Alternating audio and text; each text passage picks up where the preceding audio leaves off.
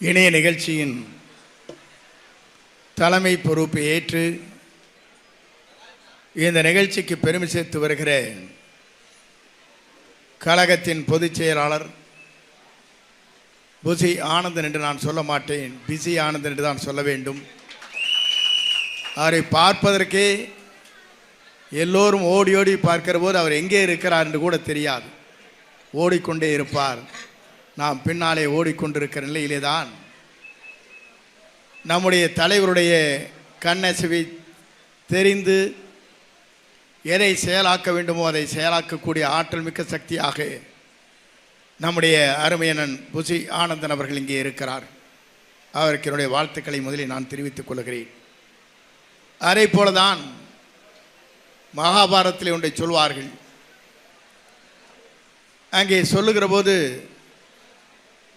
குருச்சேத்திர யுத்தத்தில் வெற்றி எங்கே கிடைக்கப் போகிறது என்கிற போதுதான் அர்ஜுனனை பார்த்து ஏந்து வில்லை என்று சொல்வார்கள்.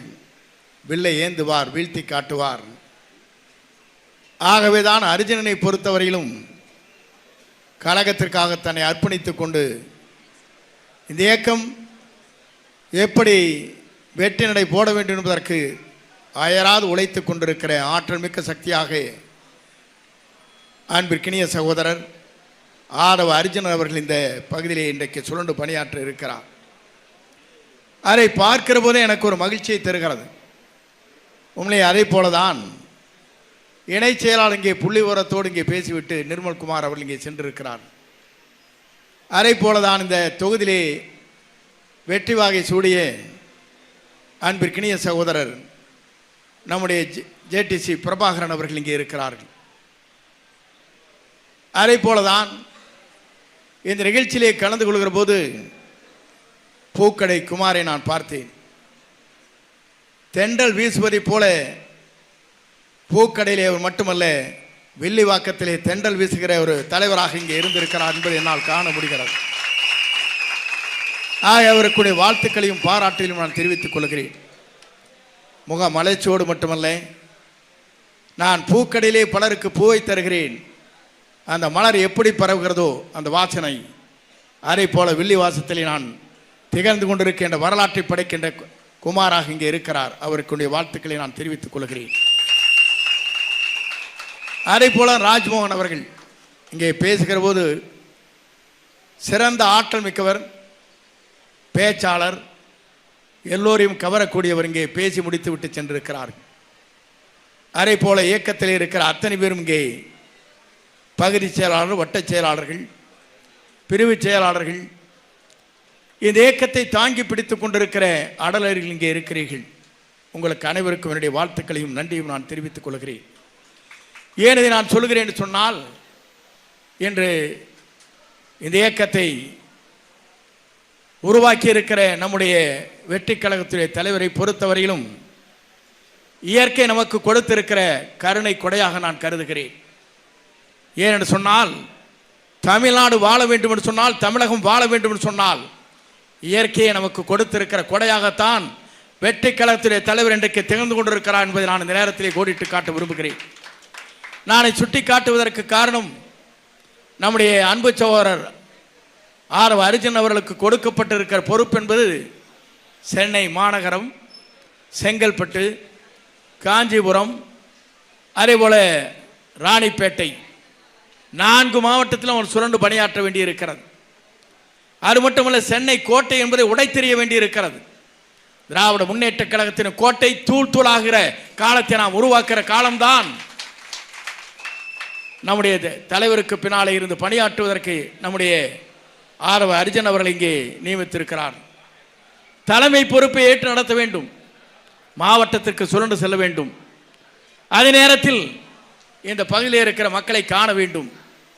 ஆகவேதான் பொறுப்பு என்பது இருக்கின்ற நாட்கள் 30 நாட்கள் மட்டும்தான்.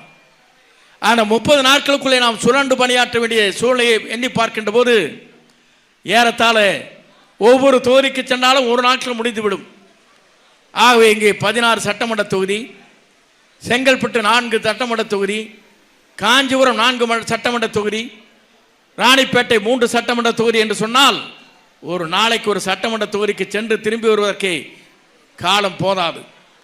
அப்படிப்பட்ட சூழ்நிலை தான் அவருக்கு அந்த பொறுப்பை வகித்திருக்கிறார் என்று சொன்னால், உங்களை போன்ற இதய சுத்தியோடு இருக்கின்ற நீங்கள் இந்த பணிகளை சுரண்டு பணியாற்றக்கூடியவர் மட்டுமல்ல, நான் சில நேரங்களில் சொல்லி இருக்கிறேன், நம்முடைய தலைவரை பொறுத்தவரையிலும் இந்திய நாட்டின் வரலாற்றில், தமிழகத்தின் வரலாற்றில் 2 கட்சியும் ஆண்டது போதும் ஆளப்போவது நம்முடைய வெற்றி கழகத்துடைய தலைவர் மட்டும்தான் தமிழ்நாட்டை ஆள வேண்டும் என்பதுதான் நம்முடைய லட்சிய கனவாக இன்றைக்கு இருந்து கொண்டிருக்கிற காட்சி நாம் இன்றைக்கு காணுகிறோம்.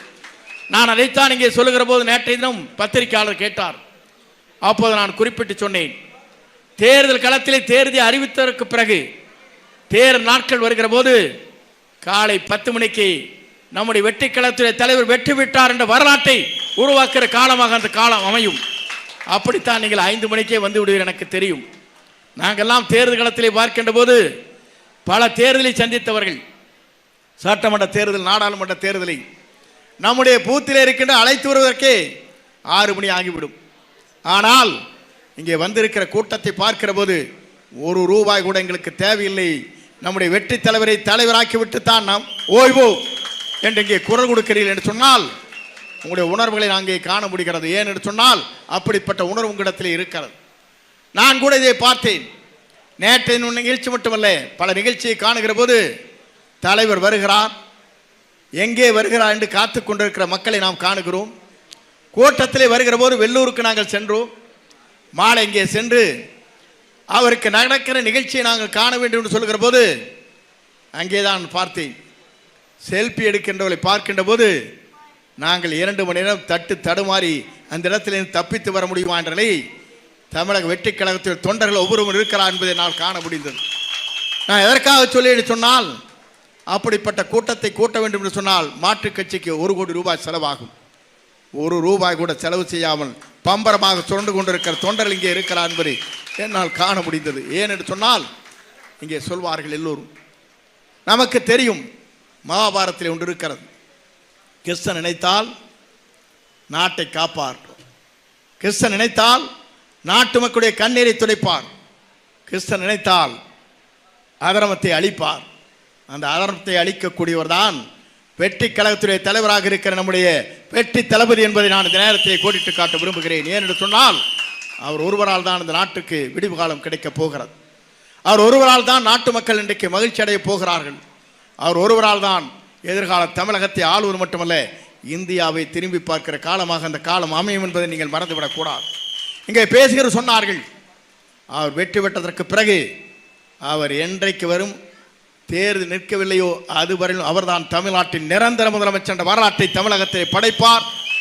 அவர் எந்த சக்தியாலும் நிறுத்த முடியாது என்பதை நான் இந்த நேரத்திலே தெரிவித்துக் கொள்கிறேன். ஏன் என்று சொன்னால், இன்றைக்கு புரட்சித் தலைவர் அம்மாவுடைய பிறந்த நாள். புரட்சித் தலைவர் துவங்கிய இயக்கத்திலே வளர்ந்தவர் நான்.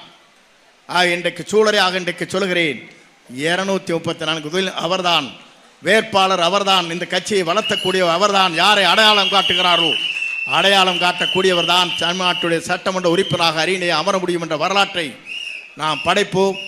எல்லோரும் வாருங்கள். அர்ஜுன் அவர்களுக்கு பல்வேறு பணிகள் இருக்கிறது. அவருடைய பணிகள் அத்தனையும் சிறப்பான முறையில் தமிழ்நாட்டிலே இங்கே மக்களுக்கு அரும்பணி ஆற்றுவதற்கு நல்ல வாய்ப்பு கிடைத்திருக்கிறது. அதை போன்று எங்களை போன்றவர்களுக்கும் அந்த வாய்ப்பு இங்கே கொங்கு மண்டலத்திலே ஏறத்தாழ 29 சட்டமன்ற தொகுதியிலும் பொறுப்புகள் வழங்கப்பட்டிருக்கிறது. அதே போல அன்பிற்குரிய அனுமதி அண்ணன் அனைத்தையும் பார்வையிடக்கூடியவர்.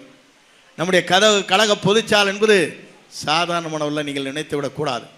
அவர் எங்கே இருக்கிறார் என்று கூட என்னால் யூகிக்க முடியவில்லை. நான் எல்லா தேர்தலையும் பார்த்தவன், அம்மாவோடு சுற்றுப்பயணத்தை மேற்கொண்டவன்.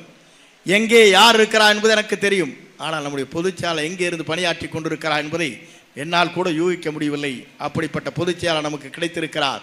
ஆகவே அவரையும் நான் வாழ்த்தி, இங்கே வருகின்றிருக்கிற வில்லிவாக்கம் என்பது நாளைய தமிழகத்தின் வரலாற்றில் கோட்டையை பிடிக்கின்ற வில்லிவாக்கமாக அமையட்டும் என்று வாழ்த்தி, அதே நேரத்தில் நேற்றைய முன்தினம் நடைபெற்ற நிகழ்ச்சியை நான் பார்த்தேன். பெரம்பலூர் என்று முன்மொழிந்த உடனேயே வானத்தை பிளந்தது. நம்முடைய தலைவர் அங்கே போட்டியிட வேண்டும் என்று முன்மொழிந்தார்கள்.